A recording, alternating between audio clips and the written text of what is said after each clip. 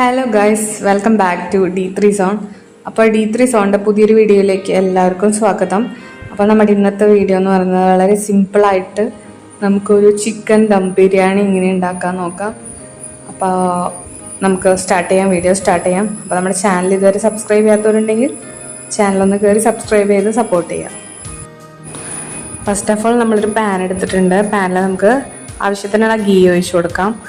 പിന്നെ ഓയിലാണ്. നമുക്ക് കിസ്മിസ്, കാഷ്യൂ, അതുപോലെ സബോള ഒക്കെ നന്നായിട്ട് ഡീപ്പ് ഫ്രൈ ചെയ്യാനുണ്ട്. അപ്പോൾ അതിനാവശ്യമുള്ളത് നമുക്ക് ഒഴിച്ചു കൊടുക്കാം. എന്നിട്ട് നമുക്ക് ഓരോന്ന് ഫ്രൈ ചെയ്തെടുക്കാം. കാഷ്യൂവും അതുപോലെ കിസ്മിസും പിന്നെ സബോളയും നമുക്ക് ഫ്രൈ ആക്കാം.